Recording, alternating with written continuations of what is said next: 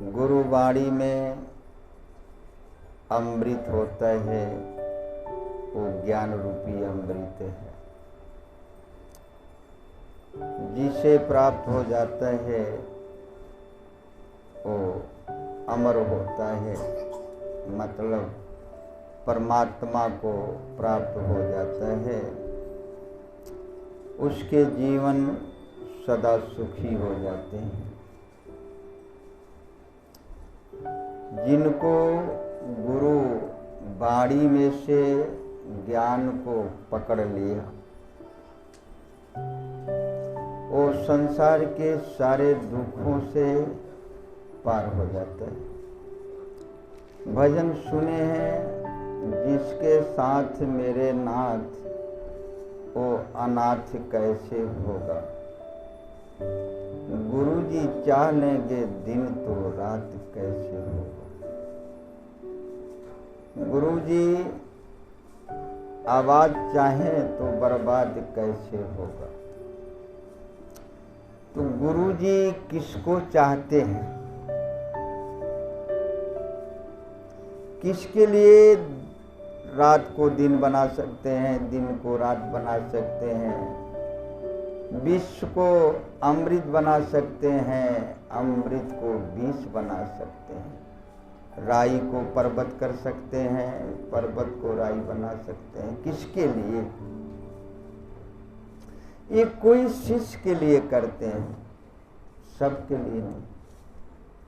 भगवान किसी भक्त के लिए करते हैं, सबके लिए नहीं करते। यह कोई भक्त देखता है, और कोई भक्त ही ऐसा है कि भगवान का प्रेमी होता है। भगवान उससे प्रेम करते हैं, भक्तों से भगवान प्रेम करते हैं। वो कौन से भक्त होते हैं, इस पर जाने। वो कौन से शिष्य होते हैं जिसे गुरु चाहते हैं, जिसके लिए वो अपना सब कुछ उस पर न्यौछावर कर देते हैं, मतलब अपना स्वरूप बना लेते हैं, अपने जैसा उस जीव को कर लेते हैं। वो कौन सा शिष्य है और वो कौन सा भक्त है, इस पर ध्यान देकर समझें। भक्ति 3 प्रकार की होती है। एक, पानी में लकीर खींचा जाए, कितना देर तक टिकेगी, एक भक्ति तो ये है। एक तरफ से लोग करते हैं, एक तरफ भक्ति खत्म हो जाती है, मिट जाती है। ये है स्वार्थी। जितने लोग स्वार्थ से भक्ति करते हैं वो पानी का लकीर जैसा है, इसलिए उनके जीवन को सुख शांति नसीब नहीं होता, इसलिए वह गुरु के प्रेमी नहीं होते। तो ऐसी भक्ति न किया जाए। दूसरी भक्ति ये है कि जैसे बालू में लकीर खींच दिया जाए, घंटा 2 घंटा टिकेगा, जरा सा हवा चलेगा तो वो फिर मिट जाएगा। ये वो भक्त हैं जो व्यापार करते हैं। भक्ति के आड़ में जो व्यापार करते हैं, ये स्वार्थी नहीं, ये महास्वार्थी होते हैं। इनके जीवन में सुख शांति प्राप्त नहीं होगी। इस भक्ति में सुख शांति नहीं है, इस भक्ति में भगवान का दर्शन नहीं होगा, इस भक्ति में गुरुदेव का दर्शन नहीं होगा। ऐसी भक्ति नहीं करना चाहिए। ऐसे भक्त तो वो अपने कर्म बंधनों में बंधे रहते हैं। कर्म अच्छे किए हो, भक्ति किए हो, उसका फल मिलेगा तुमको, लेकिन भोग बनेगा, भोगना पड़ेगा। तुम्हारा दुख नहीं कटेगा। जो तुम चाहते हो वो तेरे मन मुराद पूरा नहीं होगा, इस भक्ति में नहीं है। तीसरी भक्ति है वो पत्थर की लकीर जैसा। तो पत्थर के लकीर पे, पत्थर पर लकीर खींचने के लिए हमें कोई कठोर पात्र चाहिए, कठोर वस्तु चाहिए। तो एक कठोर वस्तु क्या होगा तुम्हारे जीवन में? संकल्प। अब तो मैं तेरा हो गया, अब ना हमें कोई दुख या सुख, न हानि न लाभ, कोई चिंता नहीं। क्यों? मैं अपने जीवन का भार आप पर छोड़ दिया। संपूर्ण समर्पण करने वाले जो भक्त होते हैं, इनके अंदर वह कठोर वस्तु प्राप्त हो जाती है जिसे संकल्प कहते हैं। वह संकल्प रूपी वस्तु से वो पत्थर पर लकीर खींचते हैं, जो पत्थर कड़ा होता है। तो तीसरी भक्ति जो है अमर है, वह संकल्प रूपी लकीर से, संकल्प रूपी वह औजार से, वह भक्ति जो अमर रूपी भक्ति है उस पर लकीर खींचता है, वो अमर हो जाता है। इसका अर्थ यह है कि वह भक्ति ज्यों ज्यों आंधी तूफान आएगी, जितना बरसात होगा उतना वो भक्ति और निखरती चली जाती है। कैसे? जो लकीर खींचते समय उसमें कण पड़ा है, वो जब तूफान आता है, बरसात होती है, तो वो कण बह जाता है और भक्ति में लकीर और निखर जाती है। ऐसे हे साधक, हे भक्तों, जब तुम पत्थर रूपी अमर रूपी भक्ति पर अपने संकल्प रूपी औजार से अपनी शक्ति रूपी ताकत से उस पर लकीर मारते हो, तो जब जब तुम्हारे जीवन में दुख सुख आएगा, कोई आंधी तूफान आएगा, तो भक्ति तुम्हारा और निखर जाएगा। क्यों? वह भोग नहीं बनेगा, वह योग बन जाएगा। ये गुरु की भक्ति है। जो ऐसी भक्ति करता है उसे गुरु महाराज जो भी कर्म जन्मांतर का बिगड़ा हुआ है, जो भी जन्मों जन्मों का जो पाप है, ऐसे जो दुख हैं जिसके जीवन में, वह गुरु महाराज उसे समाप्त कर देते हैं और आगे कोई ऐसा कर्म बंधन नहीं देते, उसको सारे कर्मों से मुक्त कर देते हैं। ऐसे भक्तों का, ऐसे भक्त अधिकारी हैं वो परम सुख शांति पाने का, जो सतगुरु के चरणों में विराजमान है। मिलता है सच्चा सुख गुरुदेव तुम्हारे चरणों में। वो जो तुम्हारे मन जन्मों जन्मों से चाहता है कि हमें सुख शांति मिले, अभी तक वो मिला नहीं, मिला होता तो मन शांत हो गया होता। तो वह सुख यहाँ संसार में नहीं है, वह सुख तुम्हारे अंदर है, जहाँ हमारे सद्गुरु जी विराजमान हैं। वो कहाँ विराजमान हैं? ये तुम्हारे शरीर के अंदर हैं। वो परमात्मा, वो महाशक्ति, वह दुर्गा, वह काली, जो भी आप जिस नाम से जानते हो, वह एक शक्ति है, उसका नाम अनेक है, रूप अनेक है। तो उसको समझने के लिए गुरुदेव बताते हैं कि ईश्वर अंश जीव अविनाशी, चेतन अमर सहज सुख राशि।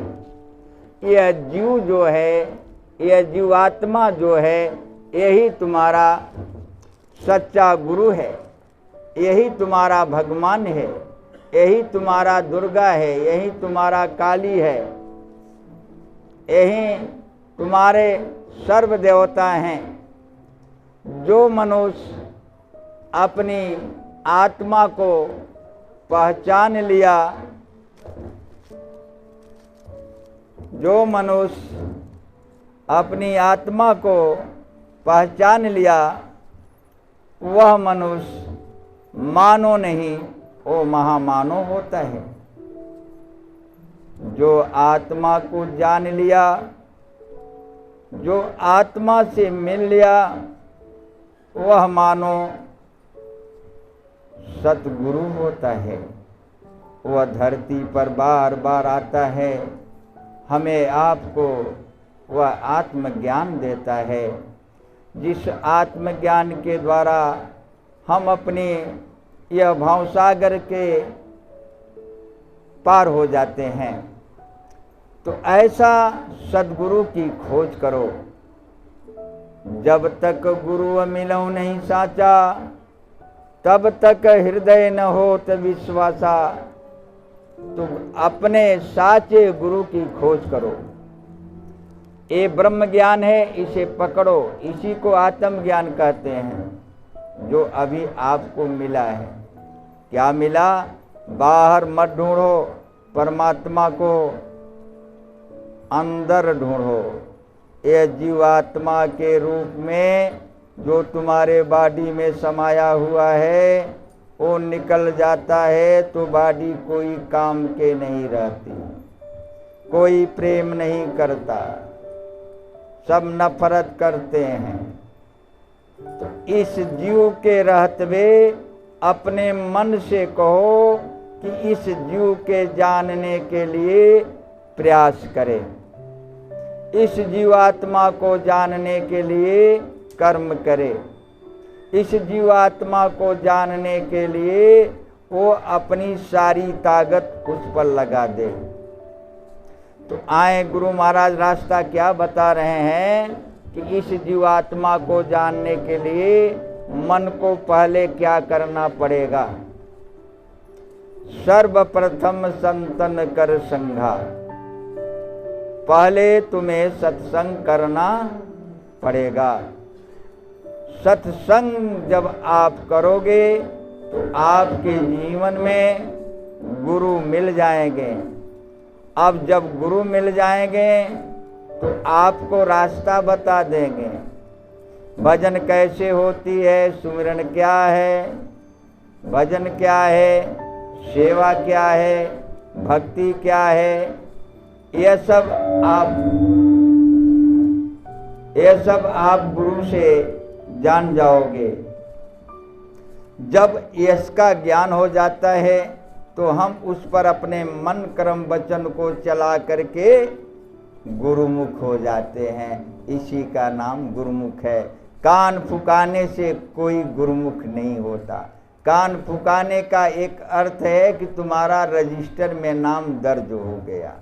जब स्कूल नहीं जाओगे तो आपको विद्या प्राप्त नहीं होगी।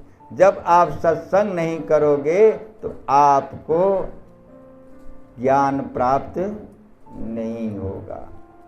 इसलिए जीवन में सत्संग करना एक बहुत महत्वपूर्ण चीज है। जिसके जीवन में सत्संग मिल जाए उसका मानो जन्म सफल हो जाता है। अब सत्संग का जिसे फल मिल जाता है वो मानव से महामानव बन जाता है। और जो सत्संग को अपने जीवन में धारण कर लेता है वो धरती का भगवान बन जाता है। ये है सत्संग की महिमा। क्योंकि हम 12 महीना जो भी तीर्थ व्रत दान पुण्य करके फल इकट्ठा करते हैं 12 महीना में, वो फल केवल एक बार सतगुरु के सन्मुख सत्संग करने से हमें प्राप्त हो जाता है। वो फल हमें 12 महीना का 1 मिनट में मिल जाता है। इसलिए सत्संग महान है। और जब मैं गुरु के बताए हुए मार्ग से अपने मन कर्म वचन को चला लेते हैं तो गुरु का मैं हो जाता हूँ, भगवान का हो जाता हूँ। उस भगवान ने हमारे ऊपर कृपा करता है, अपने छत्र छाया में रख करके यह संसार में हमें जो है ये लीला दिखाना शुरू करता है। ये संसार क्या है, देवी देवता क्या है, मानव क्या है, भूत प्रेत क्या है, ये सब हमारे गुरुदेव जो है ये संसार में लीला के माध्यम से हमें सब बता देते हैं। और जब हमारा कार्य समाप्त हो जाएगा, जो हमसे भगवान कराना चाहते हैं, गुरुदेव कराना चाहते हैं, वह कार्य सेवा जब पूर्ण हो जाएगा तो फिर मैं वह परमात्मा में विलीन हो जाता हूँ।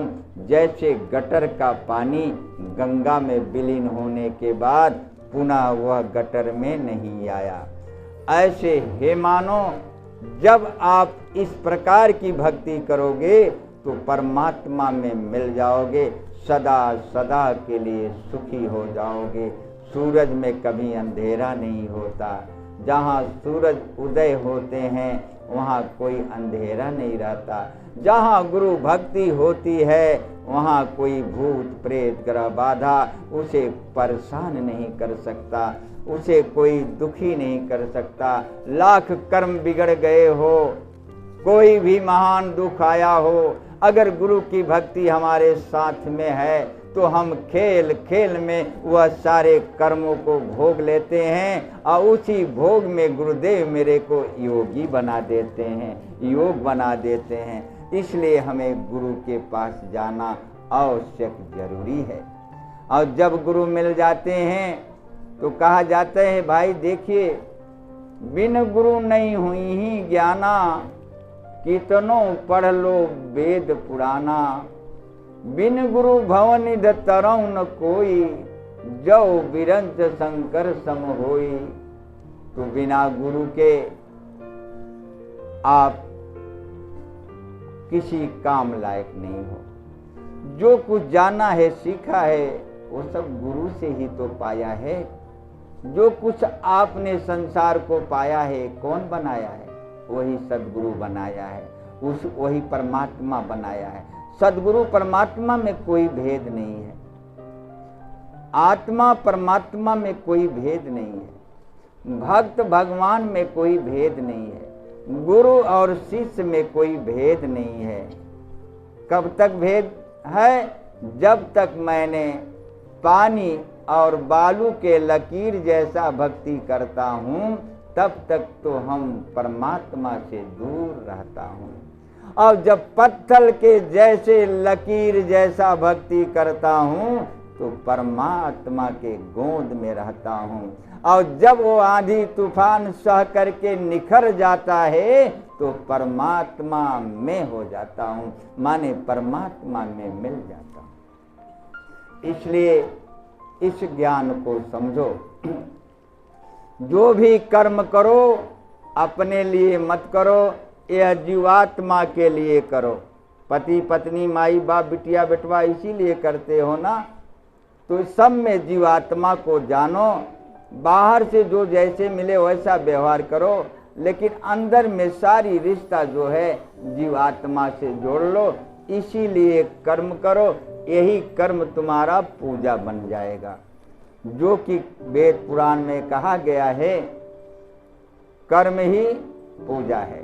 तो पाप और पुण्य ये दोनों कर्मों में मत फंसो। तुम निस्वार्थ कर्म योग करके जो भी संसार में कर्म करो जीव आत्मा के लिए करो, अपने लिए एक कर्म मत करो। तो तुम्हारे अंदर भी जीवात्मा है, उसके लिए कर्म करो। यह शरीर का जो आप देख रहे हैं इसे संसार के सेवा में लगाना है, माई बाप के सेवा में लगाना है, पति पत्नी के सेवा में लगाना है, बिटिया बेटवा के सेवा में लगाना है। ये जगह इसे सेवा में दे दो। एक तुम्हारा साधन है, ये तुम्हारा एक साधन है। इसी साधन से हम वो सेवा कर सकते हैं जो सेवा गुरुदेव की हो जाएगी, भगवान का हो जाएगा। जो अपने पति पत्नी का सेवा नहीं किया, पति पत्नी के लिए दुख सुख नहीं सहा, वो भगवान के लिए कभी नहीं सह सकता, वो भक्त नहीं हो सकता, वो कभी पत्थर पर लकीर नहीं खींच सकता। अगर पत्थर पर लकीर खींचना है तो जैसे मैंने बताया, पहला सत्संग करना पड़ेगा, गुरु करना पड़ेगा और गुरु के बताए हुए मार्ग पर चलना पड़ेगा। तो आज गुरु बता रहे हैं कि पति और पत्नी में ऐसा प्रेम होना चाहिए, ऐसा प्रेम होना चाहिए, एक नहीं लाख कुटनी मिल जाए भटके नहीं। तो यह कौन सा प्रेम नहीं भटका सकता? ये निस्वार्थ प्रेम जब हो जाएगा तो किसी का उस पर जोर नहीं चलेगा। और जब स्वार्थ प्रेम रहेगा तो एक बाँचे में का चुरई नगर झटकेगी तो भी बर्दाश्त नहीं कर पाओगे, टूट जाएगा। इसलिए पति को परमात्मा समझना, ये अपने हृदय में यह धारण करो। पति के अंदर भी गुरुदेव समाये हुए हैं जीवात्मा के रूप में। ऐसे अपने पत्नी को ये दुर्गा काली महालक्ष्मी जो भी आप समझे, ये आदि शक्ति समझना, ये महाशक्ति समझना, इन्हें अपने हृदय में धारण करके रखना चाहिए। और जब यह आप दोनों शिव और शक्ति, उधर परमात्मा है, स्त्री के लिए पति क्या है? परमात्मा, ईश्वर, भगवान। अरे मंदिर में जाके माथा टेकते हो, साधु संत के दरवाजे जाके माथा टेकते हो, लज्जा नहीं आती? भगवान तुम्हारे घर में अपने पति को माथा टेकने में लज्जा आ रही है? अरे जरा प्यार तो लुटाओ भाई। जाके मंदिरों में माथा टेकते हो देवी देवता के, तुम्हारे घर में महाशक्ति विराजमान, कभी उस जीवात्मा को जरा माथा टेक के तो देखो। तो पत्नी का धर्म है पति के चरणों में रहना, पति का धर्म है अपने पत्नी को हृदय में रखना। इसको देखें, जिसके हृदय में शक्ति समाई हुई है वो संसार के कोई भी तूफान से डरता नहीं, वो सारे तूफान से टकरा करके अपनी मंजिल तय कर लेता है।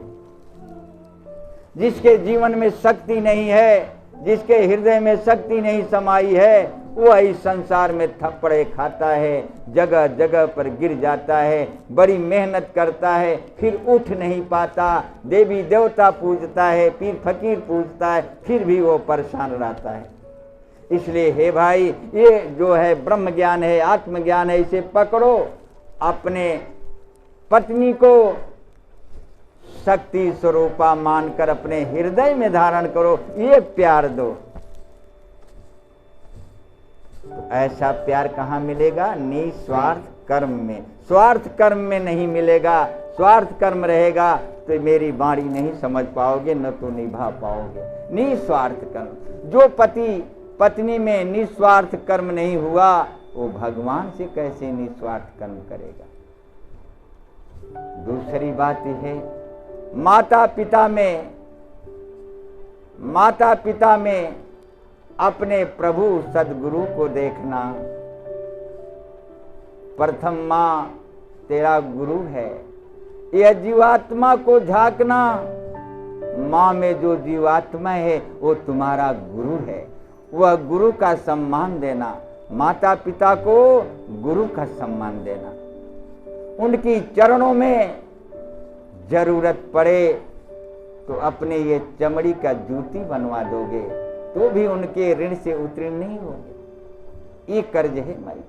तो माई बाप का कभी भी वाणी से, कर्म से, मन से कभी दिल ना दुखाएं, दुख ना पहुंचाएं, नहीं तो तेरी भक्ति कट जाएगी, अधूरा हो जाएगा, तुम भगवान से नहीं मिल पाओगे।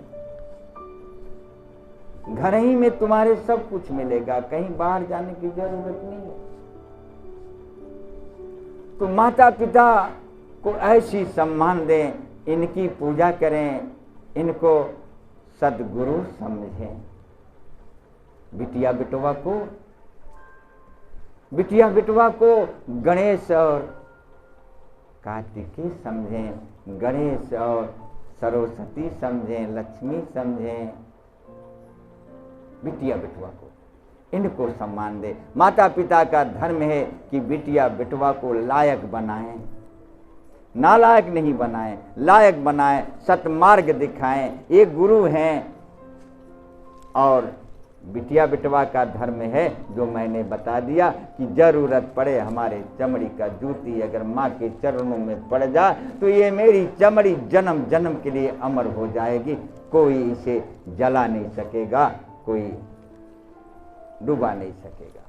तो ये चमड़ी का जूती कैसे बनवा सकते हैं, अपने आप को कैसे मिटा सकते हैं, यह सबके पीछे केवल एक बात है कि निस्वार्थ कर्म सेवा करो, उनसे कोई स्वार्थ मत रखो, निस्वार्थ भाव से सेवा करोगे तो ये चमड़ी खुद ही माँ की जूती बन जाएगी। क्यों? यह माँ का जो है चरण में यह शरीर पूरा समर्पित हो जाएगा। माँ के चरणों में ये पूरी शरीर समर्पित हो जाएगा।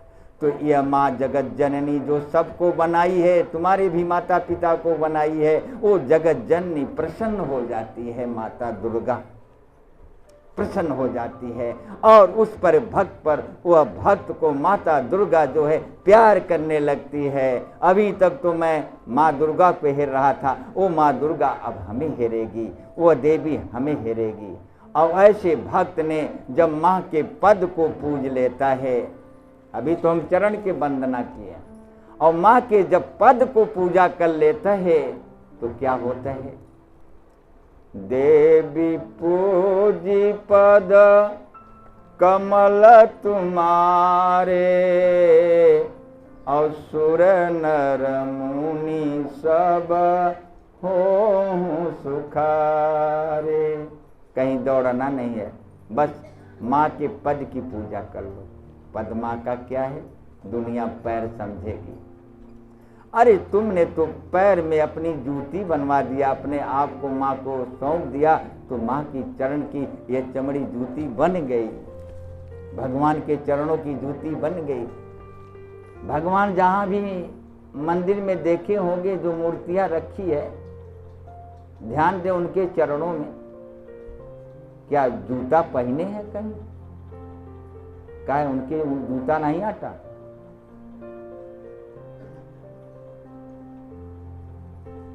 ये भक्तों के अपने चरणों में रख करके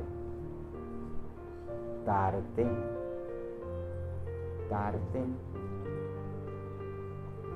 चरनिया से पापी तारे, सतगुरु हमार हो, चरनिया से पापी तारे। ये हमें संकेत मिलता है कि अगर जूता पहने रहते तो चरण का रज भक्तन के कैसे मिले? इसलिए ये कहानी बड़ा अनमोल है।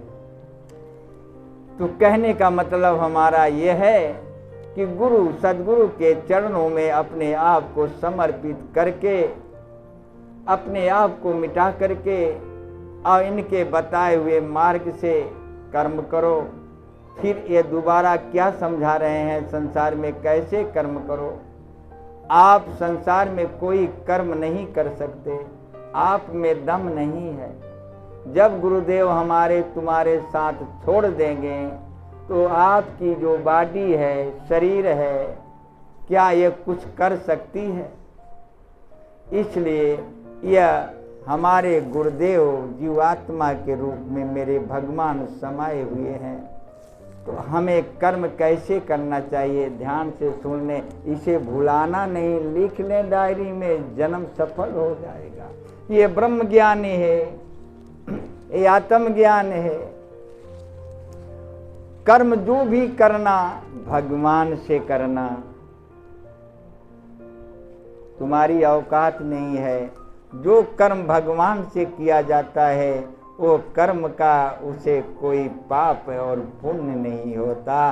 वह कर्म जो है सदा निस्वार्थ बन जाता है, निष्काम बन जाता है। जो कर्म पूजा बन जाती है मेरे प्रभु का, जिस कर्मों से मेरे परमात्मा प्रसन्न होकर यही बॉडी के अंदर हमें दर्शन दे देते हैं, प्रकट हो जाते हैं। तो क्या कहा, जो भी कर्म करें भगवान से ही करें, अपने ना करें। करते वही हैं, हमने जो है अपनापन रख दिया तो भगवान कहते हैं कि अरे भाई जब तू ही कर रहा है तो हम हाथ क्यों लगाएं। कबीर साहब ने किया भगवान से कर्म तो उन्होंने लिखा, जब मैं था तब हरि नहीं, हरि हुए बैनाए। जब मैं करता था तो भगवान का दर्शन नहीं हुआ, जब भगवान करता बन गए तो मालिक का हमारे अंदर दर्शन हुआ। तब क्या कहें कि लाली देखने मैं गई, मैं भी हो गई लाल, और लाली मेरे लाल की जित देखो तित लाल। तो अपने कर्मों को सुधारना पड़ेगा। बिगड़े कर्म को सुधारने के लिए सतगुरु की शरण लेना पड़ेगा, सत्संग का आश्रय लेना पड़ेगा, भजन का आश्रय लेना पड़ेगा, सेवा का आश्रय लेना पड़ेगा। ये सेवा इस समय खुली सेवा है। जिन भक्तों को यह नवरात्र में मालिक ने जिनको जिस लायक बनाया है, आज नवरात्र में महादेवी या दुर्गा ये अपने भक्तों की भी परीक्षा लेती हैं। कौन भक्त को मैं कितना दिया हूँ और कौन भक्त मेरी सेवा में कितना क्या करता है, ये भी वो परीक्षा लेती हैं। कौन भक्त को कितना भाव है, किस भक्त को कितना भाव है, इसको लिखा गया चौपाई दोहा में। राम झरोखे बैठ के सबकी मुजरा ले, और जाकर जैसी चाकरी वाको ऐसा दे। भगवान झरोखे में शरीर के आड़ में बैठ करके सबको देखता है। तो ये क्या देखता है, तेरे अंदर कितना भाव है मेरे लिए, बस यही देखता है। तो हमारे लिए क्या कर सकते हो, यही देखता है।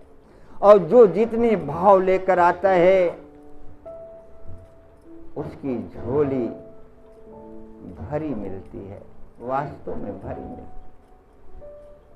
किसी के झोली में 10 ग्राम आटा और झोली जो है झिनवा है, वो घर नहीं पहुंचा। किसी के 50 ग्राम, किसी के 100 ग्राम, किसी को 1 पाव, किसी को 1 किलो।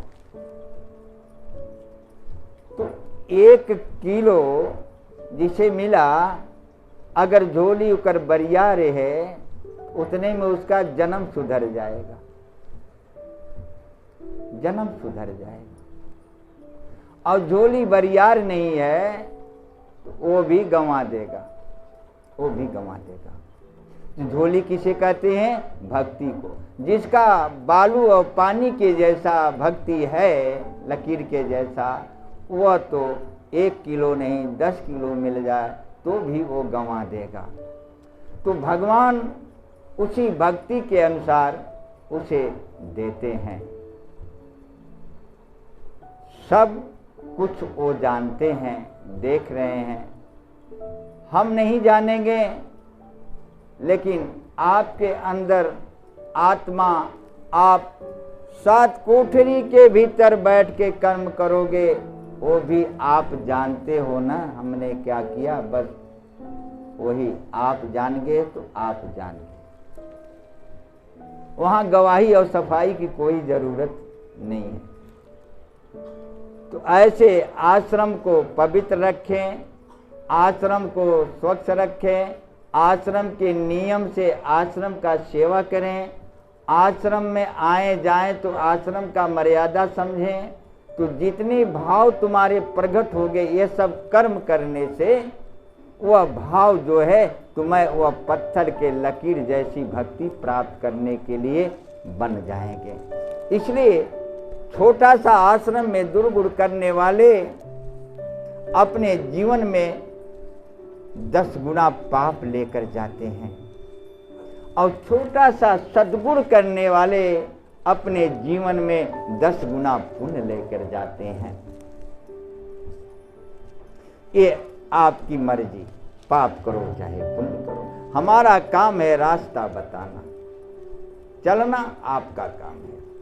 तो आश्रम के किए हुए छोटा सा एक पुण्य आपके जीवन में 10 गुना फलीभूत होता है। भगवान कहते हैं, एक कदम हमारे तरफ चल के तो देख, मैं तुम्हारे तरफ 10 कदम में आऊंगा।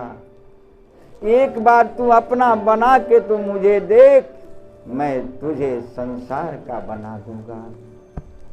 1 रुपया मेरे लिए खर्च करके तो देख, तेरे लिए मैं कुबेर का भंडार खोल दूंगा। मेरे लिए एक वचन कड़वा सह करके तू देख, तेरे अंदर मीठी वचन की औषध भर दूंगा। मीठी वचन की औषध भर दूंगा माने तेरे बाड़ी में दवा बना दूंगा, तेरे बाड़ी को दवा बना दूंगा, जिसे तुम्हारा आशीर्वाद लगेगा वो सदा सुखी हो जाए। जो तुम्हारे दर पर चला आएगा, जो तुम्हारे चरणों में अपने आप को मिटा देगा, उसे मैं अपना लूंगा। तू मेरे लिए जरा करके तो देख, मेरे लिए तू कड़वा सुन। हम ज्यादा जगह कड़वा सुनने की नहीं कर रहे हैं, बस 6 जगह, और 6 जगह तुम हार जाओ तो मेरे गले का तुम हार बन जाओगे। कहाँ 6 जगह कड़वा वचन सुनना है? पति पत्नी कभी बातें बिगड़ जाती है, कुछ कड़वा निकल गया तो उसे तुरंत पचा लेनी चाहिए, निकाल लेनी चाहिए, रखना नहीं चाहिए। हो जाता है, एक लगे का रहना है, कभी तो बातें बिगड़ जाती हैं। उसको गांठ नहीं बांधना, उसको गांठ नहीं बांधना, नहीं तो वह घर में जाएगा तो मुसीबत खड़ा कर देगा। तो पति पत्नी के कड़वा वचन सुन लो, मजा आएगा। तुम्हें मैं अमृत भर दूंगा, तेरे जुबा में अमृत आ जाए, सरस्वती बास करेगी। माई बाप की कड़वा सुन लो, तुम्हारा जीवन सफल हो जाएगा। माई बाप के कड़वा वाणी में हमारे जीवन के कठिन मार्ग खुल जाते हैं। बिटिया बेटवा का कड़वा बात सुन लो, बिटिया बेटवा का कड़वा बात सहन कर लोगे तो आप देवता बन जाओगे, देवता बन जाओगे। बिटिया बेटवा के लिए बिटिया बेटवा तेरी पूजा करेगा, तुम्हें उसके देवता बना देंगे, तुम्हारी बिटिया बेटवा का तुम्हें देवता बना देंगे।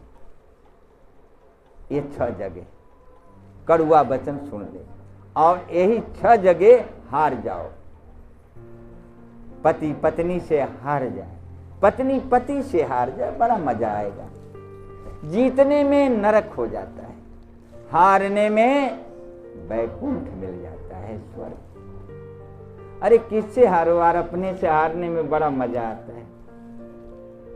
यह जीतने के लालच में, जीतने के बारी लगाए जो हमने बैठे हैं, यही हमारे घर में कलह पैदा होता है। वह कलह जो है हमें दुख देता है, ईर्ष्या बन जाता है, वो दुख देता है, प्रेम को खंड खंड कर देता है। इसलिए जीतना नहीं, यहाँ हार जाओ। जीतना है तो माया से जीतो, मन से जीतो, मन को जीतो।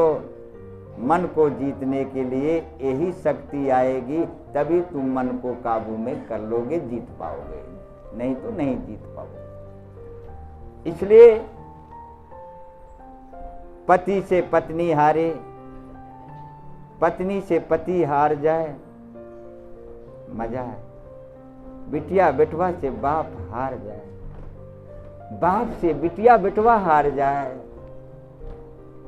या बाड़ी भैया जीवन में उतार के बोलते हैं, आप बीती बोलते हैं। बिटिया बेटवा से जो बाप हार जाता है, वो भगवान के गले का हार बन जाता है। जो माई बाप से बेटवा हार जाता है, वो भगवान के गले का हार बन जाता है। इसलिए ज्यादा नहीं, हम 6 जगह कहते हैं, 6 जगह जान लिए ना, पति पत्नी माई बाप बिटिया। बस यहाँ हार ना सीख जाओ। तुम यहाँ से हार कर आओगे तो हम तुम्हें अपने गले लगा लूंगा, माने हमारे गले का हार बन जाओगे। कितना कठिन काम है बताइए। केवल मन को पलट देना है, ये है आत्मज्ञान। और जिसके जीवन में उतर गया, उसका जीवन अमर हो गया, हीरा बन गया, वही स्वरूप बन गया, वही मूर्त बन गई। जिसके जीवन में उतर गया यह ज्ञान, वो उसकी शरीर मूर्त बन गई। उसके दर्शन से लोगों का कल्याण होने लगता है। जैसी भाव से वो दर्शन करता है, ऐसे गुरु का उसी भाव से उसके जीवन में कल्याण होने लगता है। इसलिए हे भाई, ऐसी भक्ति करो जिसके द्वारा आप भी सफलता पाओ, आपके पास आने वाले को शांति मिले, आने वाले को ज्ञान मिले, आने वाले का भी जीवन संवरे। ऐसा आप नो संसार में ऐसा एक मिसाल कायम रखो, तो सद्गुरु का कार्य हल्का हो जाएगा। जो भगवान को आकर धरती पर करना पड़े, वो अगर हम आप मिल के कर देंगे भाई भाई हो करके, तो भगवान को आसान हो जाएगा कि नहीं। जैसे बाप को पानी भर के घर ले जाना है, और वह पानी हम 2 भाई हैं मिल करके अगर भर दें, तो बाप नाराज होगा कि खुशी। बस यही कर्म करना है, तो भगवान से करना और भगवान में करना। से का मतलब समझ लिया, यह जीवात्मा से हो रहा है, बस इसी का मान लो। और भगवान में करना माने भगवान का हो जाना, भगवान में समा जाना, माने यह शरीर को सूत्र तोड़ करके जीव आत्मा का सूत्र जो है कायम रखना। शरीर का कोई सूत्र नहीं, यह आत्मा की है, यह आत्मा का बनाया हुआ है। यह शरीर जो है जीव आत्मा से बना हुआ है, इसे वही में मिला। शरीर को अलग नहीं है, शरीर का सूत्र तोड़ करके जीव आत्मा का सूत्र जोड़ लो, यह शरीर मूर्ति बन जाएगी, भगवान की साकार रूप बन जाएगी। आगे भगवान के करना, भगवान से, भगवान में और भगवान के, मतलब भगवान के लिए मकान बनवाना, नौकरी करना, चाकरी करना, खाना बनाना, नहाना धोना, जो भी तुम कर्म संसार के करते हो वो भगवान के लिए करो। कैसे? ये जीवात्मा के लिए करो, वो भगवान तक पहुंच जाएगा, परमात्मा तक पहुंच जाएगा, सदगुरु तक पहुंच जाएगा। अब तुम्हें गुरु को नहीं हेरना है, तुम्हें भगवान को नहीं हेरना है, भगवान तुम्हें हेरते चले आएंगे। दुनिया है मेरे पीछे लेकिन मैं तेरे पीछे। भगवान कहते हैं मैं ऐसे भक्तों को खोजते खोजते फिरता हूँ, कोई ऐसा भक्त मिल जाए। कैसा भक्त? जैसा अभी मैंने बताया। इसलिए हे भाई, इस प्रकार से भक्ति करोगे तो जीवन में सफलता मिलेगी। आए एक कहानी बताएं, ये जगत जननी सदगुरु देव की, ये जगदम्बा, ये भगवान सदगुरु की एक दया कैसे करते हैं, इनकी दया हमारे ऊपर कैसे होती है, इसके एक कहानी के माध्यम से आप लोग समझो। पहले एक बात तो याद कर लो कि सत्संग, ये नवरात्र का जो सत्संग होता है, नवरात्र में जो दर्शन होता है, ये हमको बहुत बड़ा फल देता है। क्यों? कि नवरात्र का जो सत्संग होता है वो 20 गुना और सत्संग के माध्यम के द्वारा और सत्संग से ये 20 गुना बढ़कर देता है। इसलिए सत्संग में जरूर सत्संग कर लेना चाहिए। नवरात्र में, गुरु पूर्णिमा में जरूर, नहीं सिराया तो कम से कम नवरात्र में 1 बार मिल जाएगा तो भी तुम्हारे जीवन में ताजगी आ जाएगी। तो नवरात्र और गुरु पूर्णिमा में कोशिश करना, सत्संग जरूर करना। समय मिले तो आप सत्संग चाहे जब कर लो, करना तुम्हारे जीवन में एक बहुत बड़ा महत्व है। इसलिए हम सत्संग पर जोर देते हैं। सत्संग तुम्हारे जीवन का एक चाबी है, तुम्हारे पापों का काटने वाला एक कारी है, तुम्हारे बिगड़े हुए मार्ग को बनाने वाला एक सद्गुरु है, यही सत्संग।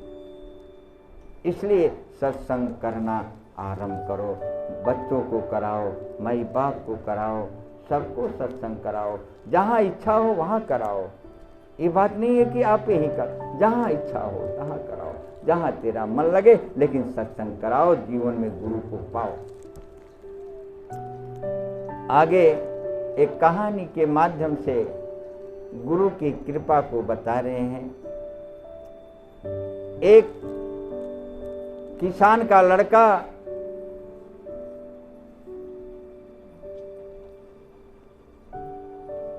बालेपन से भगवान के सत्संग में जाता था और गुरुमुख था, गुरु की सेवा करता था।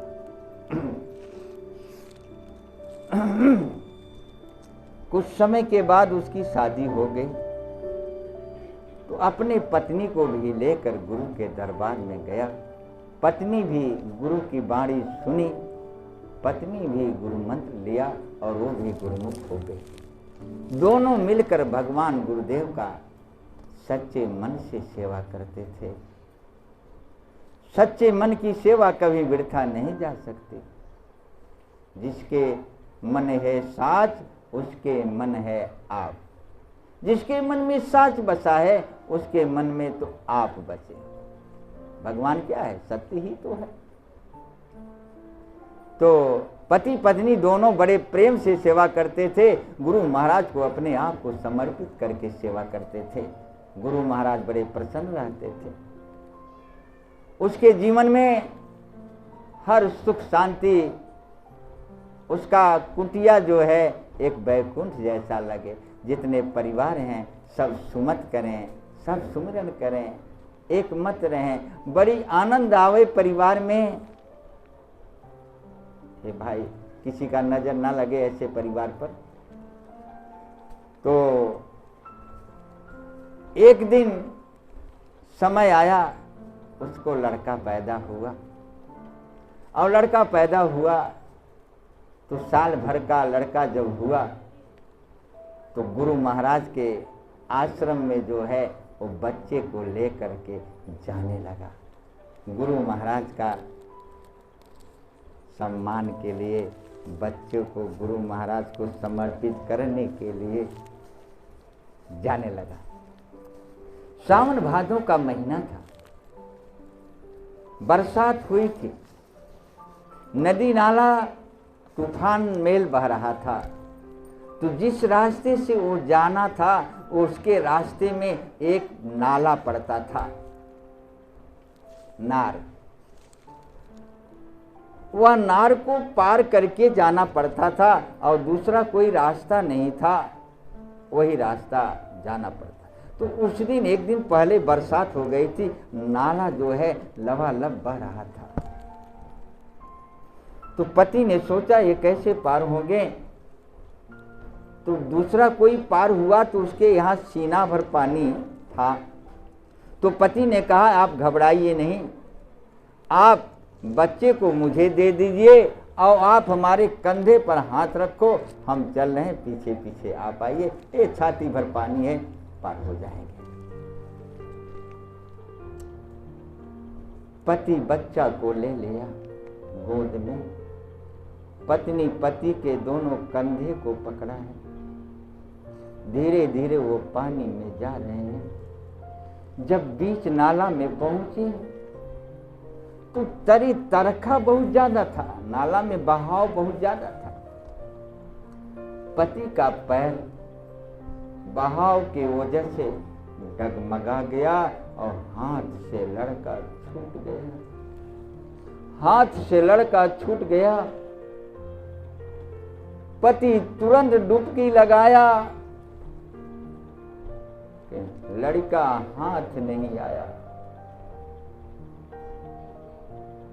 तेज धारा बह गया लड़का, साल भरे का लड़का पानी में बह गया। अब पत्नी तो मां है, अब जिस मां के सामने जिसका लाल खोजा वह मां ही पीड़ा को समझ सकती है, दूसरा कोई नहीं समझ सकता। खोजते दोनों थक गए, बेहोश हो गए। किसी तरह से किनारे आकर के पति पत्नी दोनों गिर गए, बेहोश हो गए। यह दर्द बताने से समझ में नहीं आता, जिस पर बीता होगा वो समझ सकता है कि यह दर्द कैसा है। पत्नी को थोड़ा सा होश आया तो बोली, क्या दर्शन का यही फल है?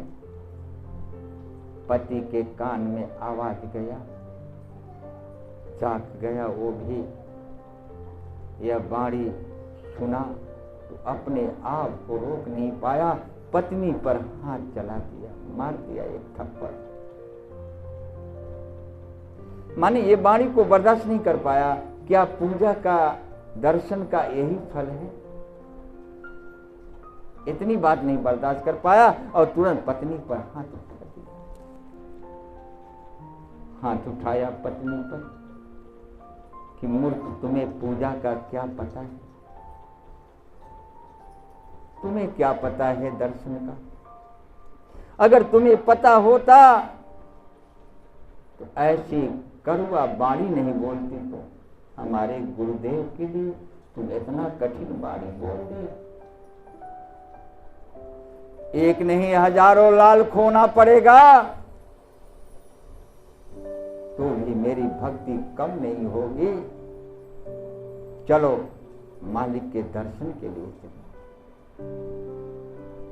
और इधर क्या हुआ, वहां से करीब 15-20 बीघा की दूरी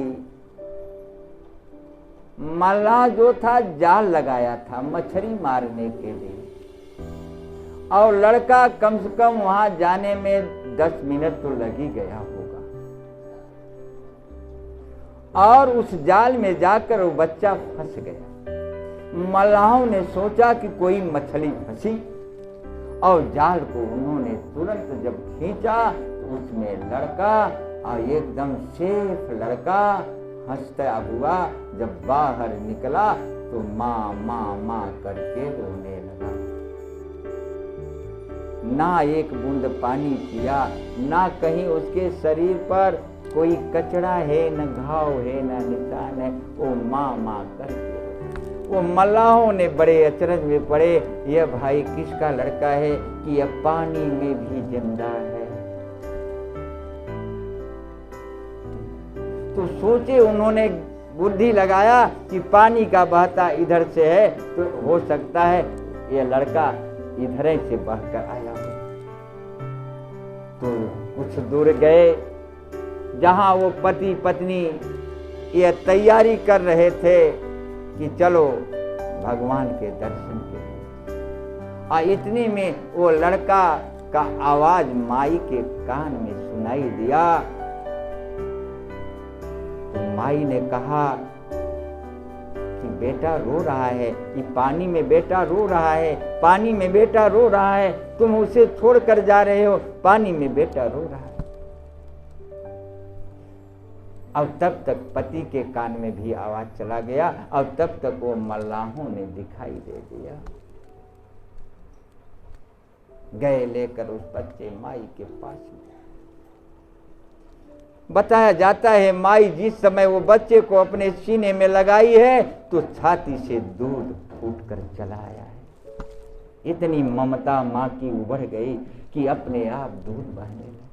बच्चा के मुख में दूध पड़ते बच्चा चुप हो गया। आज माई ने पति के एक चटकन का इतना बड़ा ज्ञान मिला कि धन्य है वो गुरु महाराज जो यह पानी में से मेरे बच्चे को सही सलामत ला दिया।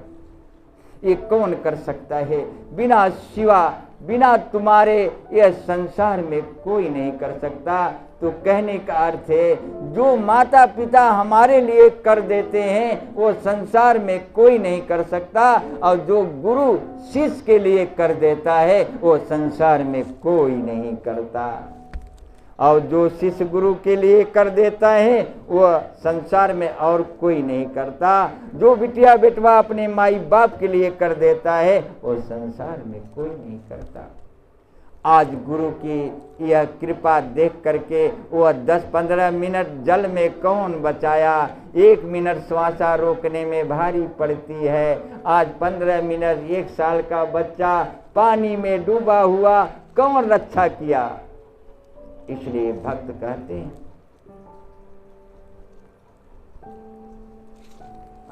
जो प्रभु रक्षक गर्भ में सो प्रभु गयो न सोई।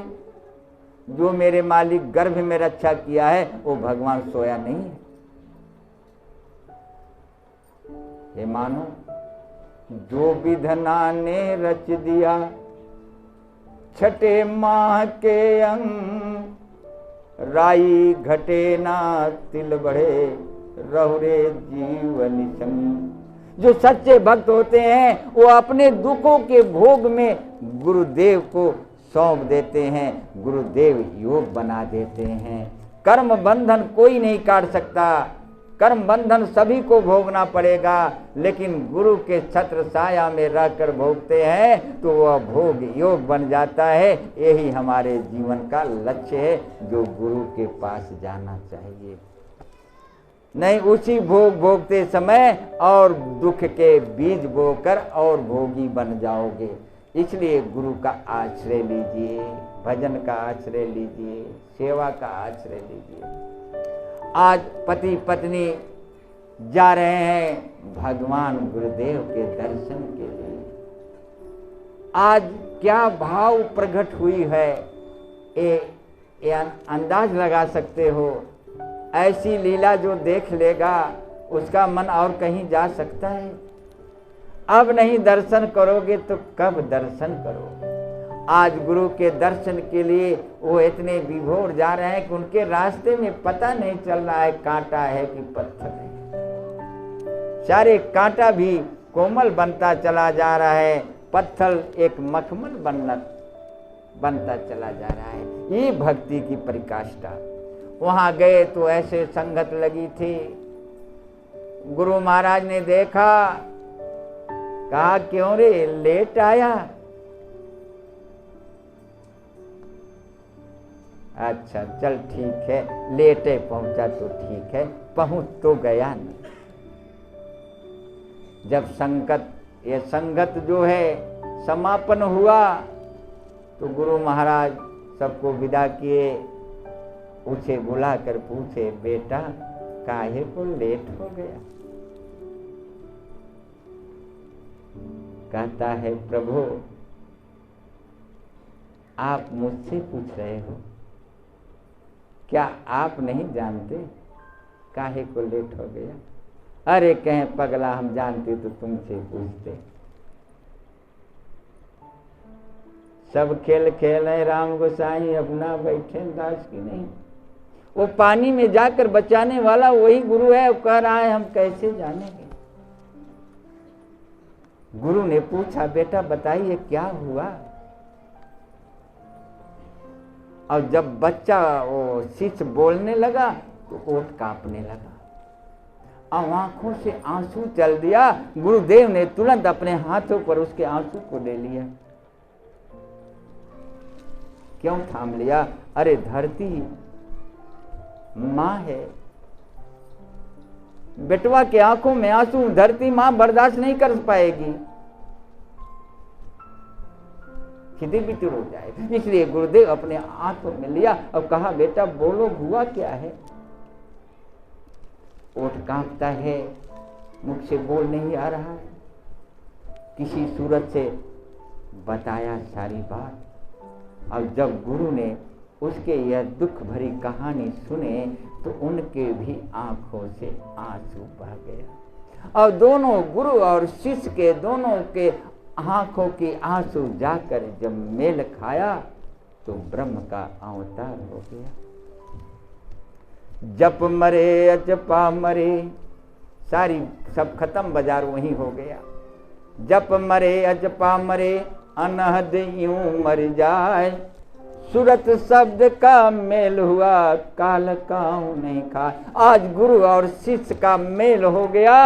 आज वह गुरु और शिष्य परम तत्व परमात्मा को प्राप्त हो गए। ये है गुरु की महिमा, ये है माँ जगदम्बा की महिमा, ये है परमात्मा की महिमा। हम एक एक का नाम बोल रहे हैं, अलग अलग नहीं बोल रहे हैं। इनका नाम अनेक है लेकिन वो एक है। हर देश में तू, हर भेष में तू, तेरा नाम अनेक, तू एक ही हो।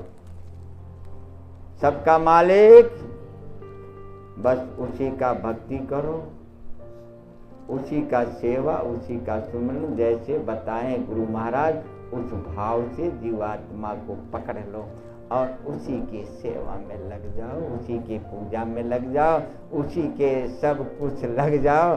तेरा जन्म सफल बनाओ। सेवा संघर्ष सुमिरन करके अपने जीवन को धन्य बनाओ, सफल बनाओ, सुखी बनाओ। बोलो श्री सद्गुरुदेव भगवान की जय।